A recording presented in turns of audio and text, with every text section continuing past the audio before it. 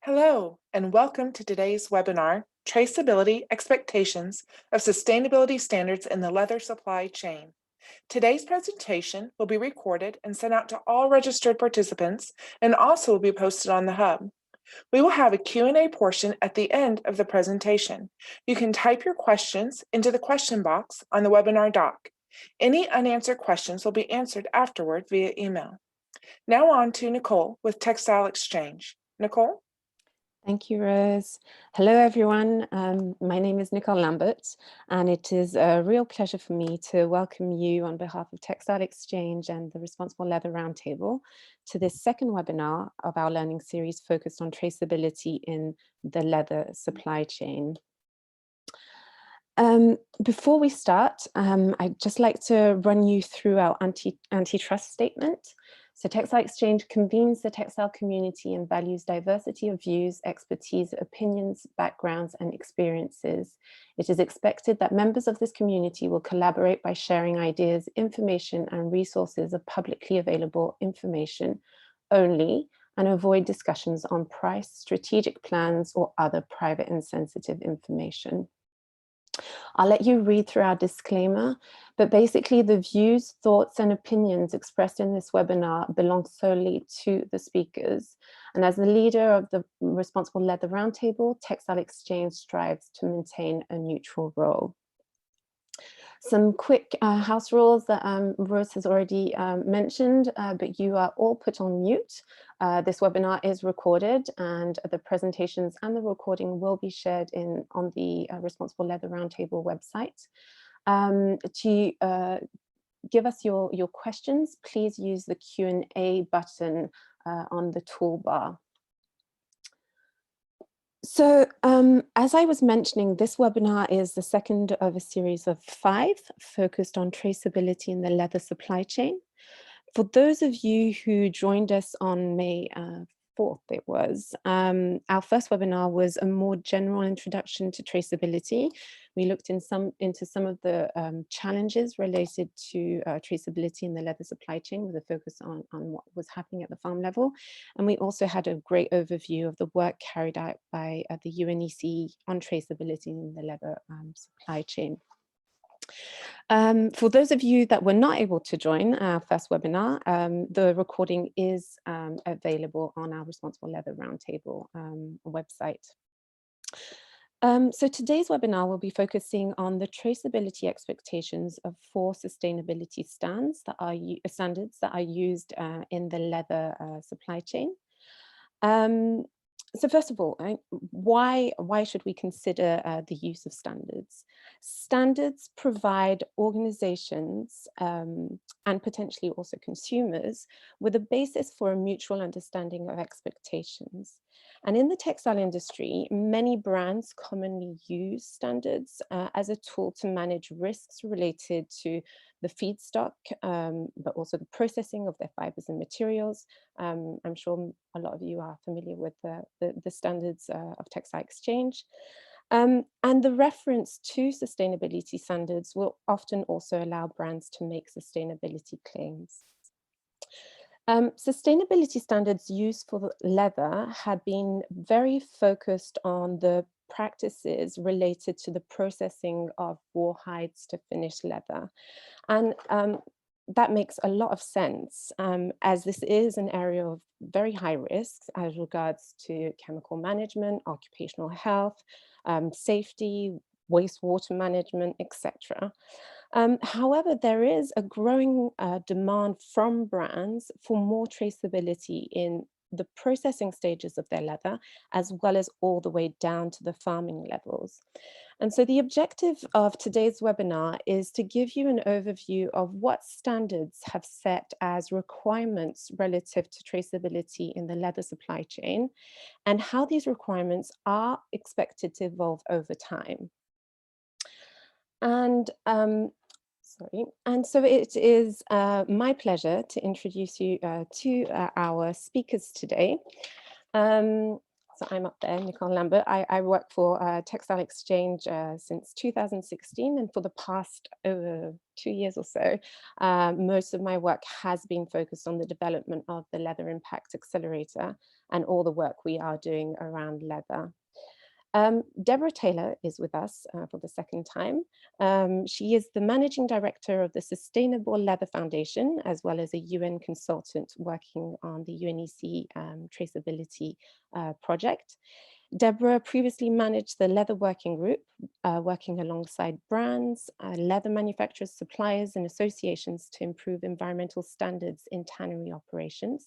She also supported us at Textile Exchange in the development of the Leather Impact Accelerator. She's also a practitioner member of the Chartered Quality Institute and sits on the Council of the Society of Leather Technologists and Chemists. We also have with us Sabrina Frontini, who is the director of ICEC.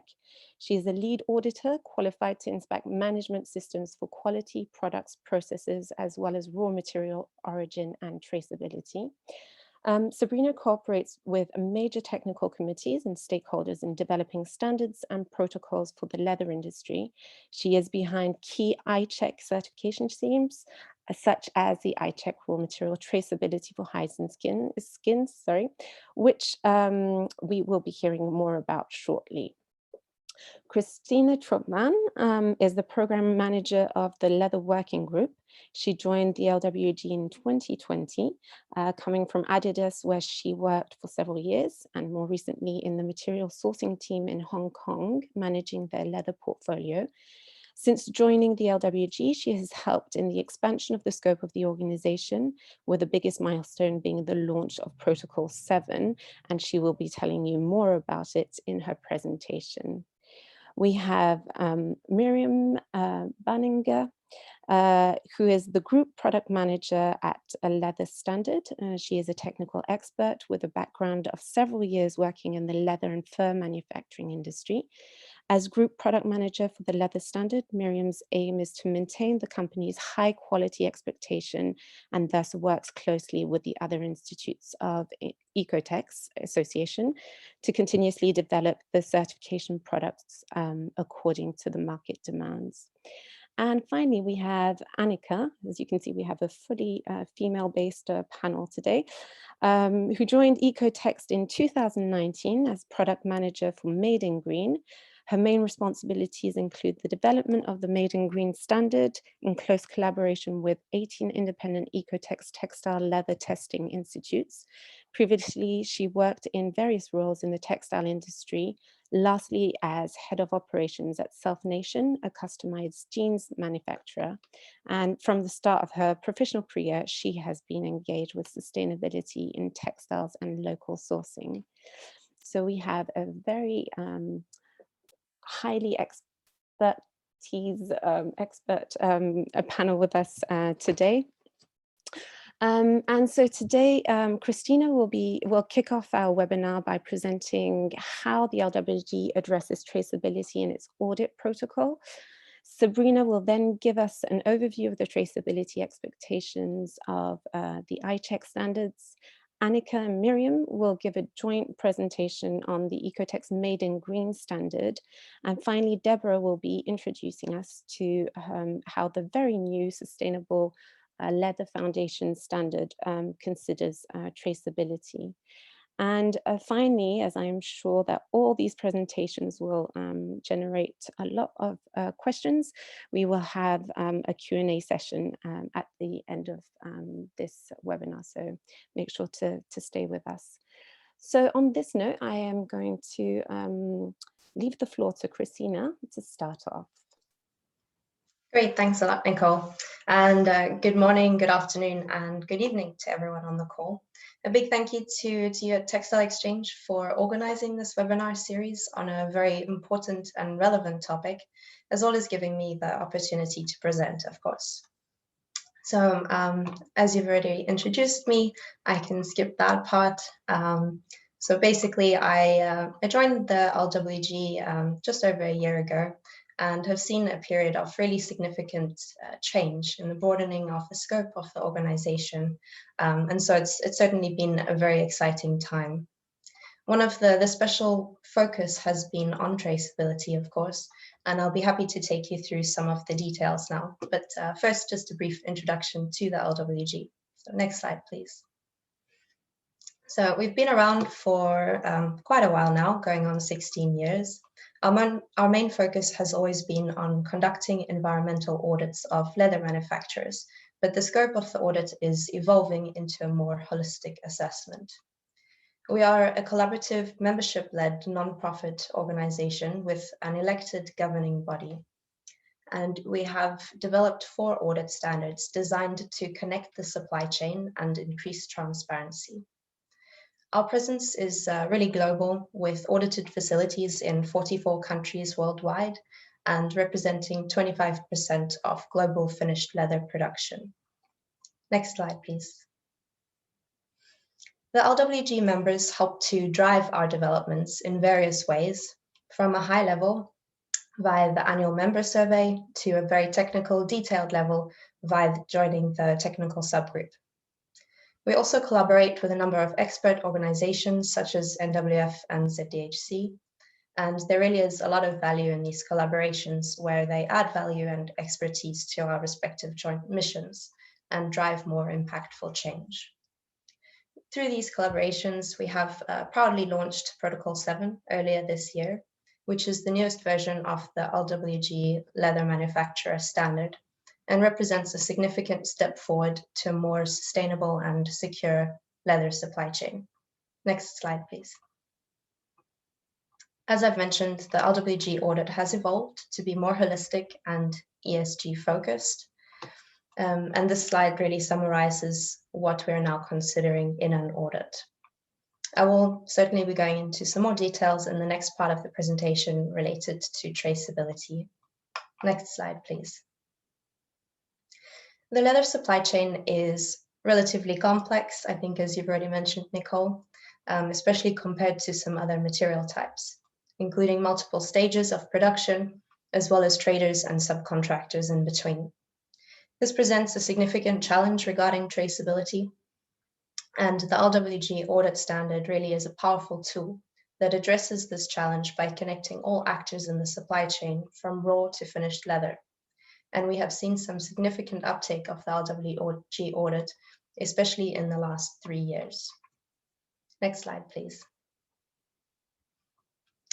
As mentioned, we hold an annual members survey, and this year the feedback from brand members was that traceability was really their #1 priority, and it also fell into the top 4 overall. This is a strong statement and reiterates the importance of events like this, and also reinforces the stronger focus of the LWG to develop this key topic. It is essential in knowing where your product comes from, of course. The LWG philosophy to drive positive change incrementally through new iterations of the audit standard. And the latest developments of note are, of course, the launch of Protocol 7, as well as the formation of the Traceability Working Group in late 2020, which is a collaborative platform for engagement and education on all aspects of traceability. Next slide, please. So before I get into the details of how we've addressed traceability in P7, I would like to highlight some of the key areas of development related to traceability. The first one being raw material origins, to really understand the theoretical level of traceability possible in each country, because of course not all countries are equal in that respect.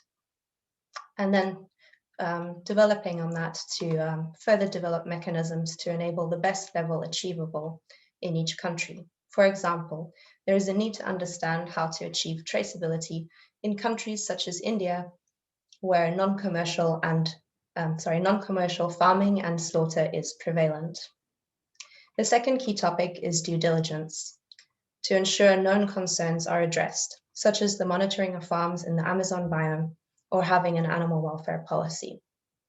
And then last but not least, the key priority is supply chain transparency and how verified, sustainable stories can be communicated to those buying the final shoe or handbag.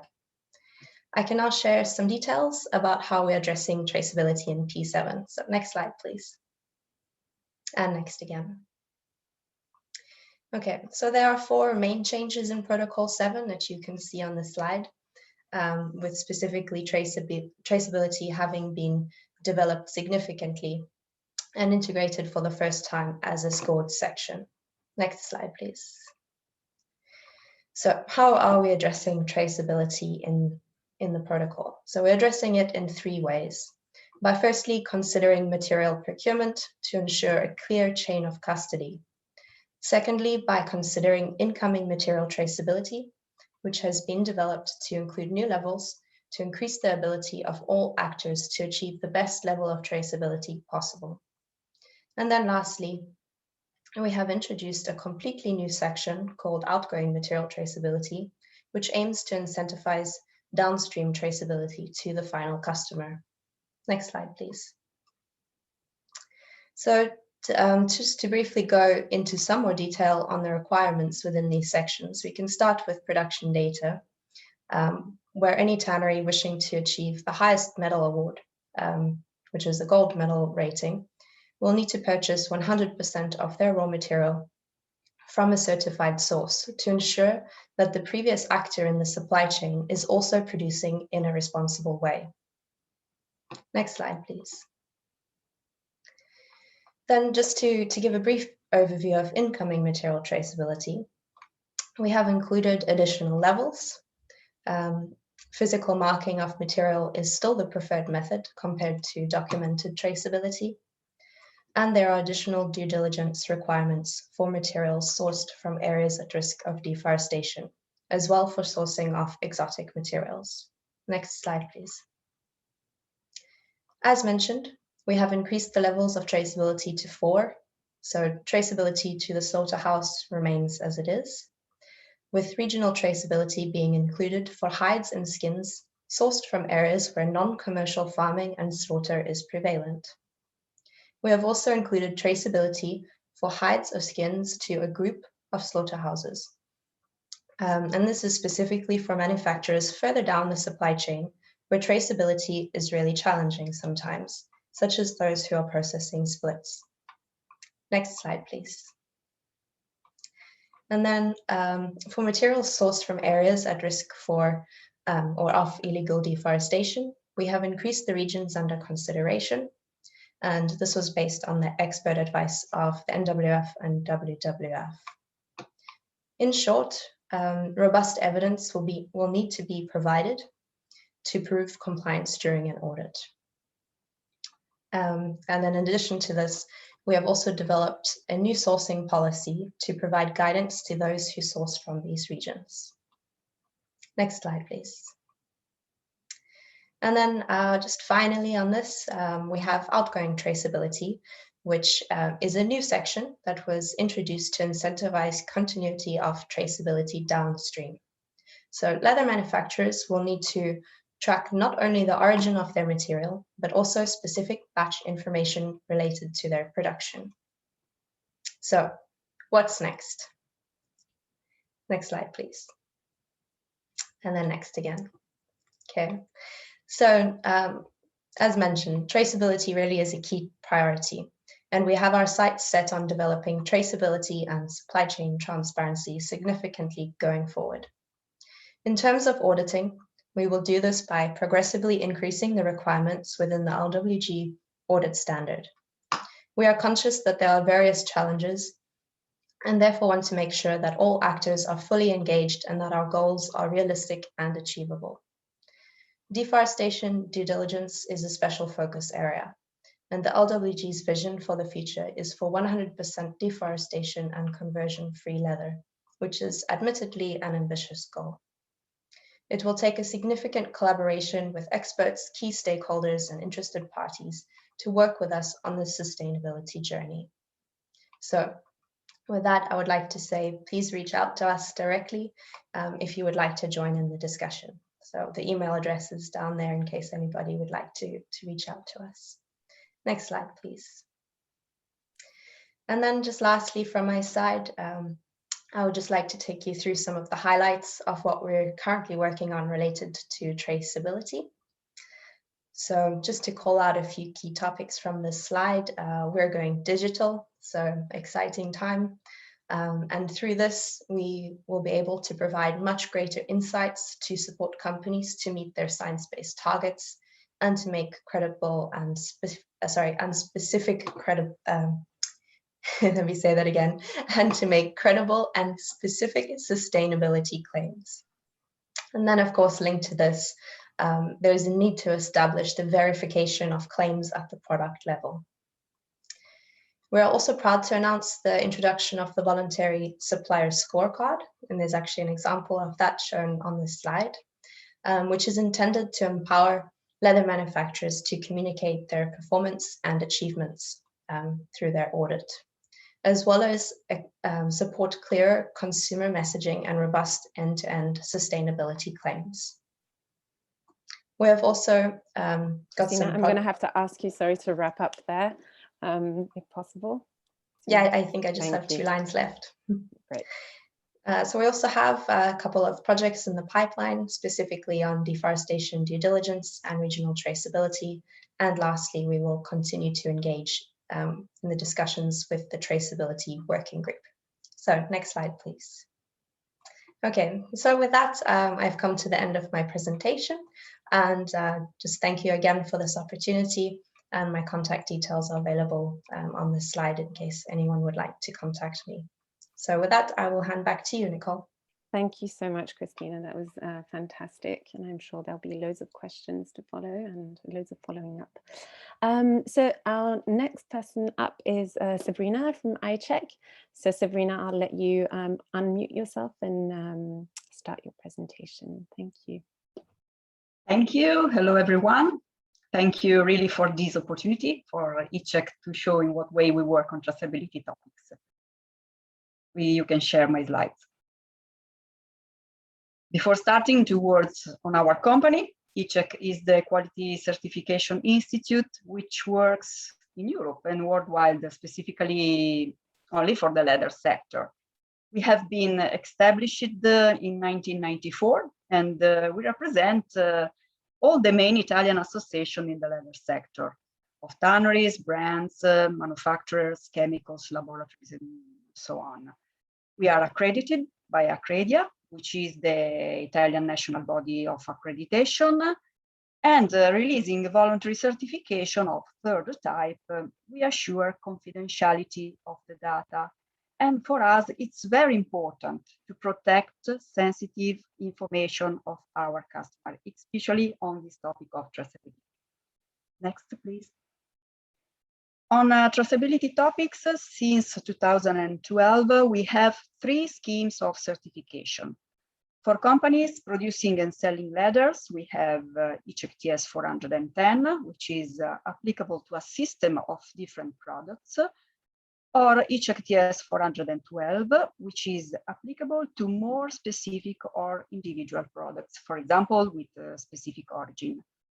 While for brands, we have another scheme, the ICEC TS 414, through which manufacturers can manage their internal traceability of producing and selling, for example, leather goods. ICEC has also recorded a logo that shall be used on certified leathers. Next, please. We have already released more or less 80 certificates, and many others are ongoing. The most of them in Italy, and many other in Spain, Tunisia, Turkey, Netherlands, and many other European and extra-European countries. We have a lot of certification in Italy because Italy provides 65% in value of leathers in Europe and more than 20% worldwide. And if you want to see the names of the companies certified, please have a look in our database, in our website. Next, please. I want to underline some key points of our schemes. They are applicable to raw materials or semi-manufactured hides skins, or also to finished leathers, and for any kind of leather, bovine, calf, goat, sheep, and so on. They shall be applied by organization of any size, regardless of what production stages they undertake. So they can be wet blue producers, finished leather producers, or also traders. And the main aim of this certification is to provide a rating that summarizes how many information the company is able to have from the supply chain. Next. When we analyze traceability, we shall have captive and ranched animals, wild species, split leathers, or for example, leather with South American origin. And to analyze in the best way all these cases, we have some little variants in the Excel map through which we collect the traceability data. Only as an example, for wild species, we don't collect the name of the farm, but the geographical area of the growing of the animals. Next. The structure of our certification schemes include some management system requirements and an Excel map to be fulfilled with the purchase orders and to have the final rating. Next. The pre-requirements of this certification are related to be compliant to the product legislation applicable to the leather. For example, here in Europe, we shall be compliant to the chemical REACH rules. And then we never accept self-declaration.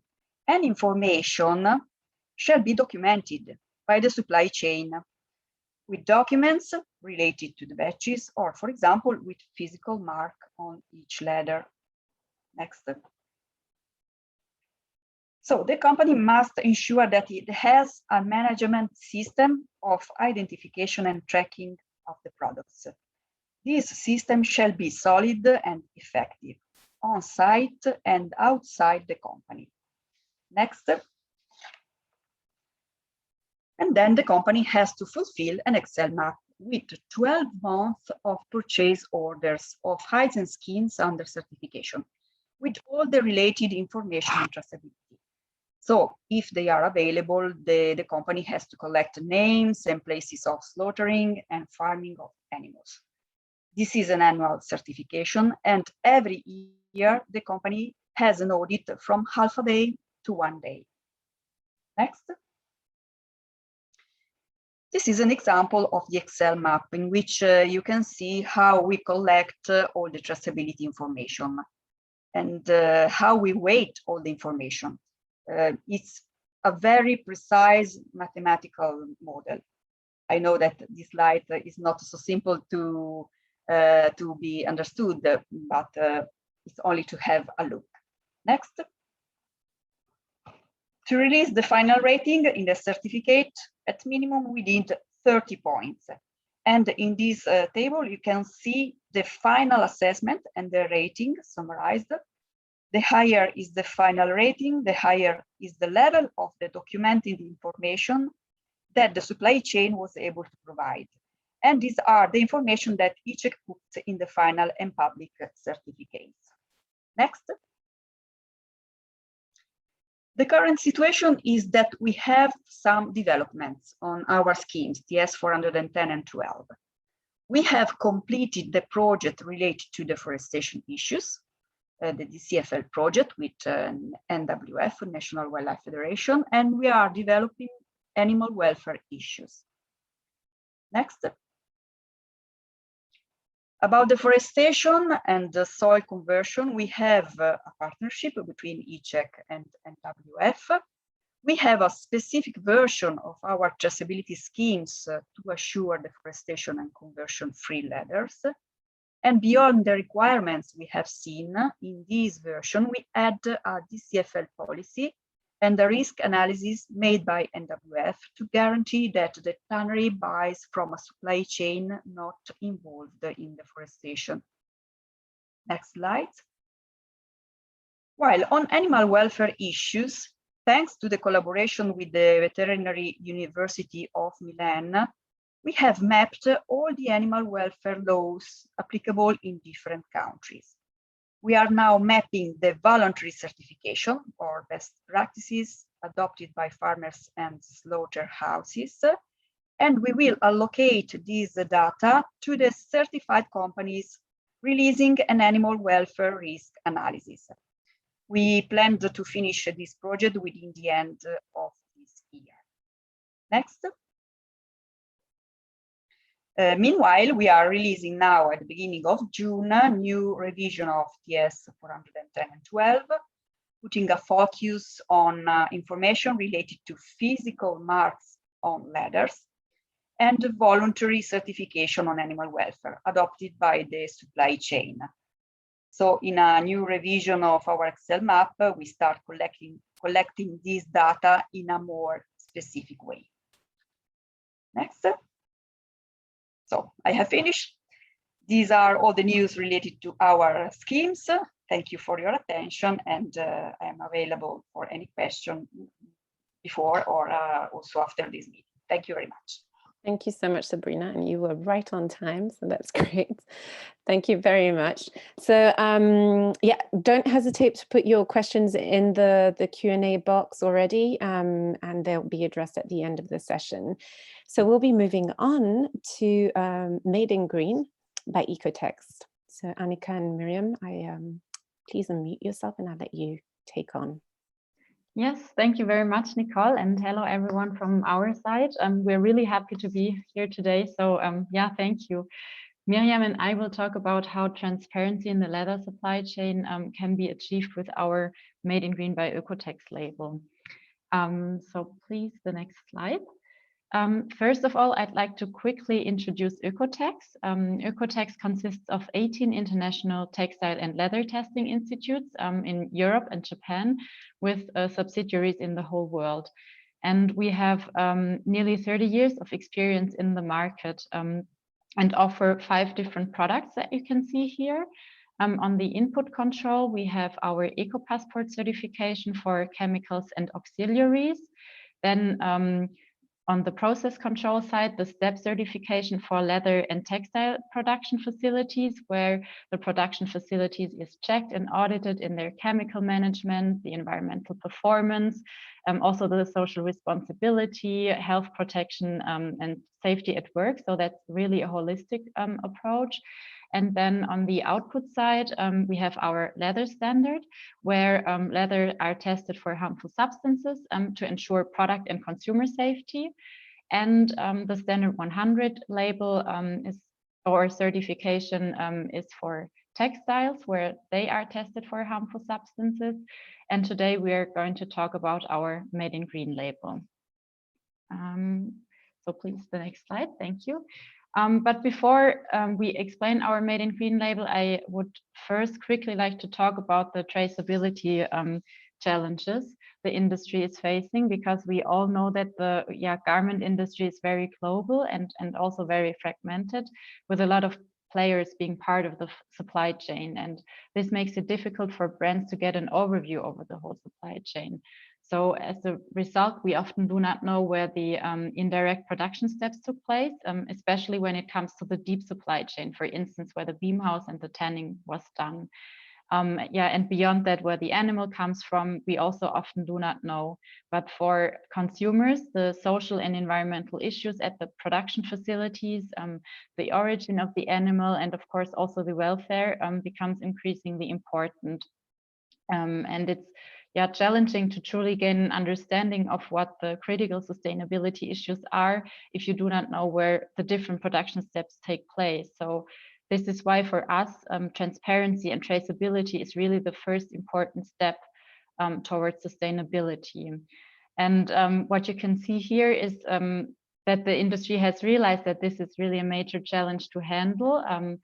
Here are the numbers of a survey McKinsey conducted in 2019, where 56% of the chief purchasing officers of big apparel and footwear companies said that transparency and sustainability are the #1 priority to handle. And we offer with our Made in Green label an easy system to trace and also display the supply chain, which I would like to show now how it works. Could you move to the next slide? Thank you. So how is the supply chain displayed? Every Made in Green label has an individual product ID, and the label ensures that the Made in Green criteria are fulfilled. Miriam will get to that in a minute. With this ID, the product-specific supply chain can be traced, so that the consumers and other stakeholders, they can follow what is happening, where the different production steps took place, and which companies were involved in producing the specific leather article. And with the call to action scan now, we would like to animate also the end consumers to take a closer look, because after scanning the QR code, you will be automatically redirected to the Oeko-Tex label check at which the supply chain is visible. And to give you a better idea of how this looks like, Miriam brought an example with her on the next slide. So Miriam, I'd like to hand over to you. Yes, so thank you very much, Annika, for handing over. So let me show you how the Made in Green system enables a holistic and simple overview of the product supply chain based on a leather glove for golf sports. So after scanning the QR code on the hang tag and the redirection to the Oeko-Tex label check, the trace product and the information about the label owner appears. So in that case, you see a picture of the leather glove, and if you want further details, product details, you can just click on the information button and all the material details appear. So in that case, you see this leather glove is made with a cotton lining. It is made out of chrome tanned sheep leather, and it is in the color white and black. But as we are talking about traceability and transparency, it is way more important to have a closer look on the map, where you actually can see all supply chain locations. At first sight, you can only see the icons, but they are clickable, by which the fancy boxes will open, and also further details about the production facilities and its type of operation is available. In our example here, the label owner here is Golf Fashion. It's located in Frankfurt, Germany, what you see on the map above. But the leather was produced actually from beam house to wet finishing in a vertical facility located in Guangzhou, and the finishing process of the leather is done in a single facility located in Shantou. But we also have a cotton lining, which comes from a vertical facility in Turkey, and the final making up was done in Milan, Italy. So that means in a very simple way, the whole supply chain is mapped and accessible to everyone. As we now just talked about how the Made in Green system works, let me answer the question how to obtain it and what are the requirements. Next slide, please. Yeah, so first of all, I have to say not every leather product is just eligible to get the Made in Green label. That means two requirements have to be fulfilled first. First of all, the leather product itself needs to pass the leather standard, which means it is tested for harmful substances and therefore safe to consumer health. And secondly, all production sites in the product supply chain, so that means from beam house to the making up facility, and suppliers which include wet processing, like for example, the textile component supplier in our previous example, need to be audited according STEP, which stands for Sustainable Textile and Leather Production, and ensures the product was made in socially responsible and safe workplaces, plus environmentally friendly facilities. This audit system doesn't focus on only one aspect of sustainability, but it offers a holistic approach with 6 different modules totally. Even though traceability and transparency is the beating heart of Made in Green, the label offers way more and highlights a holistic, sustainable and safe product to human health and the environment. Next slide, please. So yeah, we believe the whole industry needs to work together collaboratively, complement each other, and exchange knowledge is essential to be able to benefit from each individual strength and therefore offer the industry the best possible systems, but also to achieve transparency and traceability in the whole supply chain. To implement and to evolve it on the market, Oeko-Tex always strives for a close collaboration between all actors of the industry, which includes other initiatives as well, and wants to intensify the conversation with everyone. What we can say here is that we are in conversation, for example, with the Sustainable Leather Foundation. We just signed the Memorandum of Understanding to work together in a collaborative and pre-competitive way that supports improvement in standards and promotes an ethical, fair, and open dialogue for the common good of the leather industry. But of course, we are also in dialogue with the Leather Working Group, and last but not least, to evolve traceability in our system, we recently started a pilot project with SPOR to achieve traceability and transparency also back to the slaughterhouse and farm, which will be very exciting. So to achieve trust, safety, and sustainability, which are Oeko-Tex core values, we are convinced that traceability and transparency are the most important way to go. And with these words, I would like to end our presentation. Thank you. Thank you so much to both of you. That was very, very interesting. And I love your approach at the end with this collaborative perspective on how the industry needs to work together to move forward. Definitely a common point with Textile Exchange. So on that note, we will move on to the last speaker today. Deborah, the floor is yours. Great, thank you, Nicole, and thank you, Textile Exchange, for hosting another great webinar. I love supporting on these webinars and exchanging information. And I think that I'm just going to kick off by saying that listening already to the earlier 3 presentations, it just illustrates how much work is being done within the industry to really provide solutions and support for our industry to demonstrate good practice and to demonstrate reliability and credibility. So, and that's really kind of where SLF comes into its own. And I think if we can move on to the next slide, I'd like to just take us back a little bit to why traceability is so important, because it does really provide that cornerstone to enable transparency.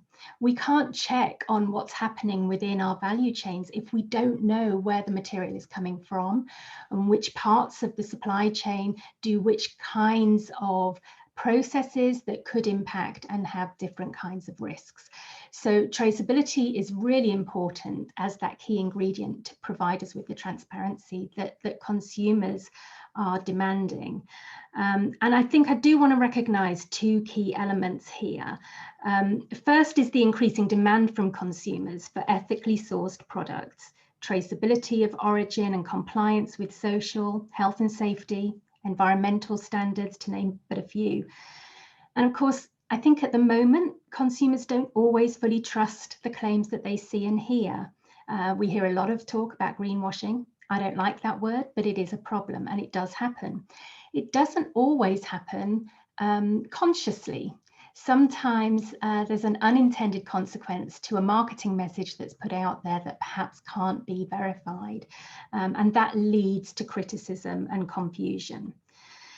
The second point I want to make is that we do have a need to stay up to date with increasing changes around legislation and regulatory developments. You know, things are changing all the time at governmental level, at national level, and we need to stay abreast of that and make sure that what we're doing in the industry can cope and deal with that in an effective way. Next slide, please.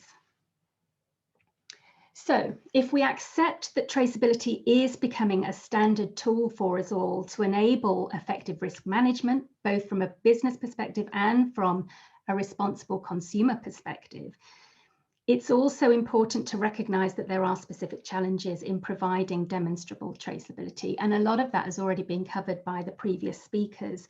You know, I think Oeko-Tex have just given us a really good example of the complex supply chains that exist.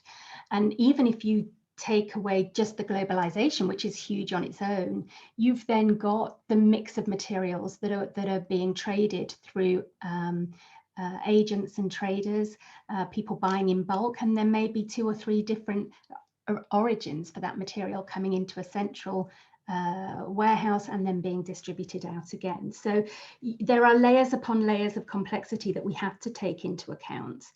And I think that we recognize those challenges, and within that, we should also recognize that there are benefits, problem solving, efficiency of process, accountability, which is really key, because if you know what's a risk area, then you can start to address it. But if you don't know what you've got to address, how can you even begin to do that?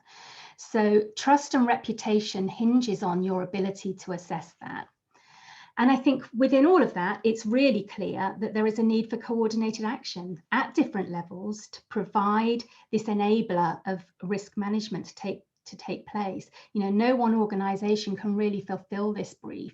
And I think you've seen examples of systems there, and there isn't one system that does everything. There's no magic wand that does it all. So next slide, please. One of our key drivers is to harness that collective best practice and to make the best of everything that's going on out there. And we do that through two ways. The first way is through people in partnership. Oeko-Tex have just told you about the work that we're doing together. We just spent a really good session just yesterday morning looking through our audit questions and seeing where the equivalency is, where there's queries, where things don't quite match up, and to really see how we can create an easing of the confusion in the marketplace for our industry. So partnership is really important, working with people for better outcomes. The second way is through really robust tools. So we have a suite of tools that we're working on at Sustainable Leather Foundation that are designed to support the process from the ground up, from grassroots training through to the end consumer communication. We'll have an audit standard that is modular and accessible in its approach, and that will underpin the work. And of course, our new transparency dashboard is the linchpin that brings all of that work together. And next slide, please. So let's look at our specific solution when we're thinking about the traceability element. What we are really keen to ensure is that we don't leave anyone behind, in line with the UN principles. You know, there's no point in us introducing a system that only 5% of the leather manufacturers can achieve. This has to be something that is modular, that will work from that grassroots level in a way that traceability feels achievable. And, you know, Christina touched on it earlier when she said India is an area where there isn't much in the way of industrialized farming. And so it's very challenging for them. But there are examples of tanners in India that do have 100% traceability. So we need to recognize that there isn't one size fits all. So we have these 5 levels. Level 1 is manual documentation-based chain of custody with a mass balance that shows origin and destination of material. That should be the starting point for any tannery. And then we can move on from that and say, okay, now we want to see the physical marking identifiers. And for some people, there may be a mix. They may have 43% that is just manual, and the other 57% could be including physical markers, but we can show that clearly at a glance on our dashboard, and you're all welcome to have a look at that. We just launched it yesterday, so it's on the website now. Level 3 actually raises the bar a little bit more because it includes an electronic system. So again, you may find a bit of a mix within the material that a leather manufacturer has. They could have a mix of things going on here. Level 4, we're asking for something that's much more sophisticated now. We do want to see that full life cycle passport for the material that's coming through. And of course, our end vision is to really take this right back to the farm with verifiable information about birth farm of the animals. And we can't underestimate the complexity of this, because not only are we working with a complex supply chain of different actors along there, but we're also mixing industries. So we're mixing farming with meat packers, with leather manufacturers, with product manufacturers, and with brands and retailers and consumers. And you're mixing a whole different level of need there. So it is really complicated. Next slide, please. Just really quickly. This is the dashboard. It will indicate a value chain partner's ability to demonstrate on a 1 tier up, 1 tier down approach, and the dashboard connects those dots behind, so you don't need to disclose commercially sensitive information to other value chain parties.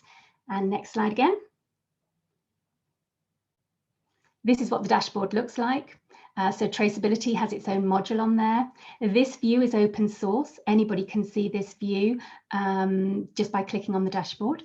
But if you go to the next slide, partners of the foundation will also be able to see the more detailed information that sits behind that dashboard. So they'll get the more detailed information there. And if we move on again, consumers, really quickly, QR code technology to take those consumers into what we want them to understand about the value chain. Next slide. 3 options. 1, if it's a fully integrated value chain, the QR code can point directly to that leather manufacturer on the dashboard and all of their criteria. Option 2, less granular integration. QR code can point to the general SLF dashboard. And option 3, if there are no specific controls yet, or if you're still working on your supply chain, then we can direct to a brand's own site to their own sourcing strategies and policies. And next slide, please. If you want more information, we have produced a pathway paper. We have those for all of our key topics in the foundation. So please do read that. It's available for you, and reach out to me if you want any more information about the work we're doing. Thank you very much. Thank you, Deborah. That was really exciting. Great. And I'm super happy that we have a bit of time for the Q&A. I've noticed that there's already a few questions in the Q&A box, so don't hesitate to put in your question. Okay, so I have a few questions here. There's a first question, it's Sunil Chauhan. I'm sorry, you indicated how calculations are done for traceability. Could you maybe precise a bit more who that question was oriented or was directed to? I'm sorry, because I'm not quite sure what the calculations are meant here. But next one is Oeko-Tex label, is it subject to approval?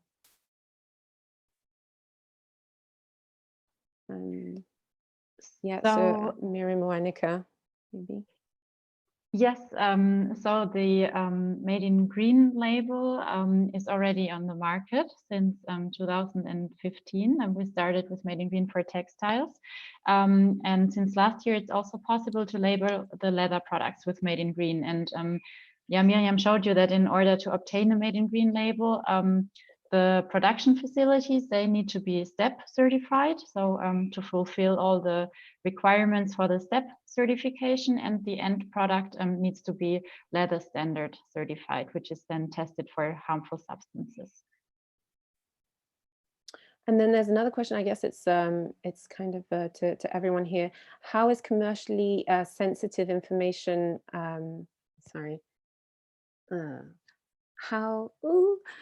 in respect of challenge? So how do you deal, I guess the question is this, how do you deal with challenges related to commercially sensitive information in your standards?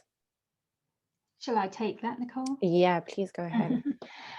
Yeah, I mean, I touched on it very briefly, but everything that we'll be doing at the Sustainable Leather Foundation will be very much permission based. So I don't know whether you will have seen on the last slide that I showed you with those consumer options and those tags, there was a little mulberry symbol in one of those QR codes. So we expressly had permission from Mulberry that we could direct directly to their website for the purposes of presentation and demonstration of how it all hooks together. Now, in the back end of the system, obviously that information is private to your certifying body, whoever that might be. Forward of that, how you express that and display that transparency is very much between you and your value chain. So for example, if I relate this to Mulberry and the work that we're doing with them, they have to get express permission from their value chain partners to display that information. So one of their tanneries may say, yes, you can show everything on my dashboard and the metrics behind it. Another may say, no, you can only show my top line stuff, or I don't want to. Now we've got to remember that the whole purpose of this is to enhance transparency and use traceability to enable that. but we have to recognize that we have to protect commercial sensitivities within that. Thank you, Deborah. Does someone else want to answer that as well? LWG or ICEC or? Yeah, I can just add to that. I think I really would just kind of reiterate what Deborah said. It's got to be a voluntary basis, and there needs to be permission given at every step. So yeah, I think it's just to add on and reiterate what Deborah said, really. Thank you. Maybe unless Sabrina, you want to add on to that? No, I completely agree with the previous answer. And to protect the confidentiality of the data is very important, especially from a point of view of the body of certification. We can never share what we see during our audit in a public way. We can only share the final result. But we have to consider that, for example, in traceability topics, what for us are confidential information is really related to, for example, names of slaughterhouses, names of farmers, because really this kind of information many times wants to be protected by the supply chain. So it's not really too simple to have them, and it is not really too simple to share them, even if all of us are reaching for transparency. Great, and maybe just to finish off on that one, Made in Green, because you do show the different, well, the full supply chain, don't you? So, and the different suppliers, how do you deal with the confidential information? Yes, exactly. It's the same for us as well. There are different permission levels. So if, yeah, we ask at each step of the supply chain if this information, like the name of the company, can be publicly available or not. Of course, we try to foster transparency, as the other said as well, but we are aware that sometimes it's not possible. So we also have the different permission levels established. Great. Then we have, so Deborah, this will be for you, a few questions on the Sustainable Leather Foundation. So when did it start and how many members do you have at this time? Yeah, so there's a few things there. We are a newbie. We are in our development year this year. We were set up in July last year, so we're heavily in development.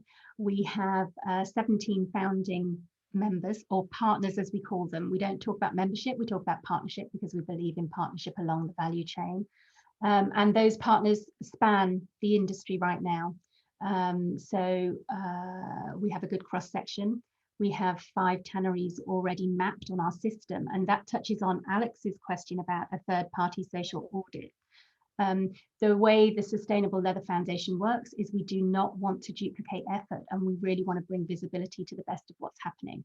So as we demonstrated yesterday when we launched the dashboard, we could see certification already on there from Leather Working Group, from ICEC, from Intertech, from British Standards Institute. So as long as there is a certified, third-party certified certificate in place for a facility, we'll recognise it for them. And yes, we're working across the supply chain, from brands right back to the farm. We've got a very ambitious programme planned. So. Thank you. And then to Christina, someone saw the logo of Smeta on one of your supplier scorecards. Could you explain the relationship between LWG and Smeta? Yeah, sure. So one of the large changes in P7 was to expand our scope to also include social compliance for the first time. And through that, we're planning to just recognize third-party social compliance certifications. So we wouldn't be planning to conduct social audits ourselves. Of course, there are plenty of those out there already, so there's not really the need on the marketplace right now to do that. So what we will be doing is recognizing that within the LWG audit. And right now it is a scored section in Protocol 7. but it is still not a critical requirement, really, because I think it's something like more than 50% of our current of the current audited members of the LWG don't have a social compliance audit. So we do recognize that there's a bit of time that's needed to basically have more uptake of social audits within the supply chain. So yeah, basically if we're talking about SMETA directly, this is one of the social compliance audits that we do recognize, and the full list of all of the audits that we recognize are available on the LWG website. Thank you so much, Christina, for that last answer. And so we'll stop there. If there are any more questions, anyhow, they'll be answered offline. And I just want to remind everyone as well that this recording or this webinar has been recorded, and the recording will be available on the Responsible Leather Roundtable. You'll receive an email about it, and the presentation will also be available, in which you will then find all the contact information for the different speakers that spoke today. Thank you to the great speakers we had today. It was super interesting, and I kind of look forward to doing this again because I think there's so much more to tackle. Yeah, and just to let everyone know that on May 25th, so that's coming up very shortly, we have our third webinar, which will be focused on solution providers or traceability solution providers in the leather supply chain. Please don't hesitate to register and to share also the information about these webinars with your network. It was fantastic hosting this webinar again. I'd like to thank everyone for your participation, and thank you again to all our great speakers. Again, thank you to our speakers, and thank you for participating in today's webinar. As a friendly reminder, as mentioned previously, all unanswered questions will be answered via email, and an email will be sent to all registered participants with a link to today's presentation. That concludes our webinar. Thank you. Goodbye.